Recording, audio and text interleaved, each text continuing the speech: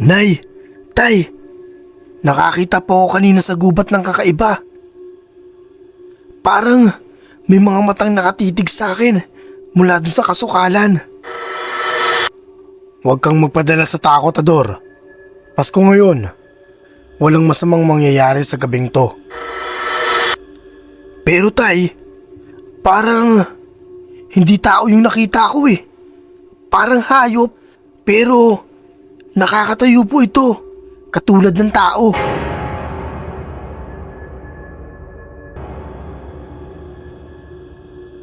Sa isang simpleng baryo na puno ng makukulay na ilaw at palamuti, ang mga bata ay nagkakantahan ng mga awiting pamasko.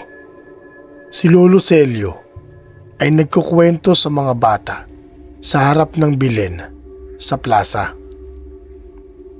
Noong araw mga apo, may isang gabi ng Pasko na hindi malilimutan ng baryo San Roque. Isang gabi kung saan dumalaw ang isang nilalang na hindi dapat makita ng sino man sa araw ng Pasko. Sino po yun, Lolo? Isang aswang. At ang kwento ay nangyari mismo dito sa ating baryo.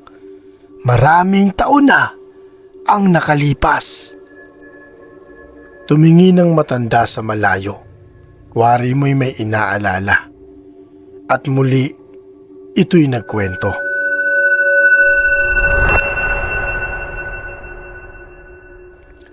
Sa bahay ni Mang Tano, abala ang pamilya sa paghahanda para sa Noche Buena. Ang nanay, si Aling Marta, ay nagluluto ng sopas. Ang mga bata naman ay nagbabalot ng regalo. Marta, siguraduhin mong may handa tayo para kay Ginoong Lorenzo ah. Siya ang bagong kapitan natin dito sa baryo. Baka dumaan siya dito mamaya. Oo naman, Tano. Pero sana ay dumating na rin ang anak mong si Ador. Madilim na, pero wala pa rin siya. Huwag kang mag-alala. Malapit lang naman ang kagubatan na pinuntahan niya. Siguro, naghahanap pa yun ng maiuwi para sa hapunan. Sa labas ng bahay nila, ay may narinig silang kumakaluskos at isang nakakatakot na halakhak ang kanilang narinig. Habang nakikiramdam sa paligid, ay biglang dumating si Ador, ang panganay nilang anak. Mukhang pagod at balisa. Nay! Tay! Nakakita po ako kanina sa gubat ng kakaiba. Parang may mga matang nakatitig sa akin mula dun sa kasukalan. Huwag kang magpadala sa takot, Ador. Pasko ngayon. Walang masamang mangyayari sa gabing to. Pero tay, parang hindi tao yung nakita ko eh. Parang hayop, pero nakakatayo po ito, katulad ng tao. Bigla silang may narinig na kaluskos mula sa bubong. Lahat sila ay natigilan. Tano? Ano yun? Sigurado, pusa lang o ibon yun. Ador, silipin mo nga sa taas. Baka dyan pa magkalat yan. Ayaw man sana ng anak nila, pero wala siyang nagawa. Kaya, dali-dali na lang din siyang tumalima.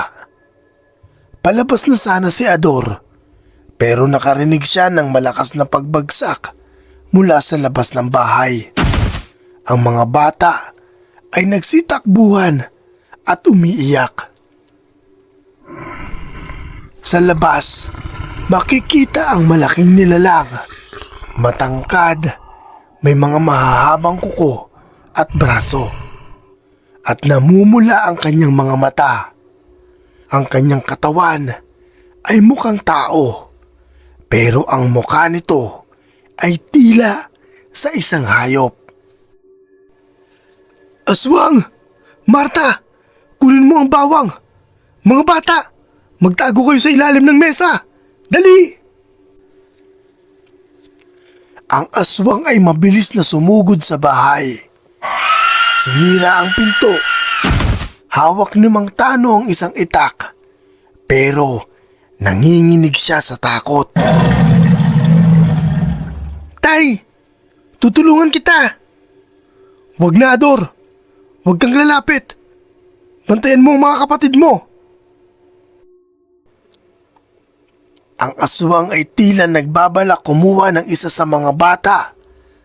Pero napigilan ito ni Mang Tano sa pamamagitan ng pagsaboy niya dito ng asin na hinaluan ng abo galing sa lutuan nilang dekahoy. Napaatras ang aswang at napahiyaw ng tamaan siya ng asin na may abo. Umangil ito ng nakakikilabot at napahinto kasabay ng pagtingin nito sa labas dahil ang mga kapitbahay nila ay dumating.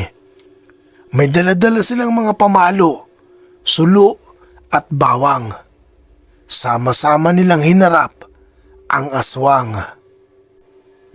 Walang aswang ang mananalo laban sa pagkakaisa natin.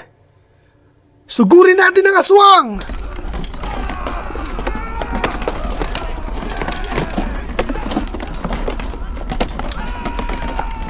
Ang aswang ay umatras. Pero hindi sapat ang tapang ng mga tao upang habulin ito sa kagubatan. Unti-unti itong nawala sa kadiliman. Kinabukasan, muling tumahimik ang baryo. Ang mga tao ay nagtipon sa plaza upang magdasal ng pasasalamat sa harap ng Belen. Mula noon, naging tradisyon na sa ating baryo na magdasal tuwing Pasko upang magpasalamat at humingi ng proteksyon. Ang aswang ay hindi na muling nagpakita sa baryo, pero laging may paalala ang gabi na yon. Kapag ang puso ng tao ay puno ng kasamaan, kahit sa Pasko o anumang okasyon yan, hindi mawawala ang kadiliman. Kaya palagi nating panatiliin na malinis ang ating mga puso.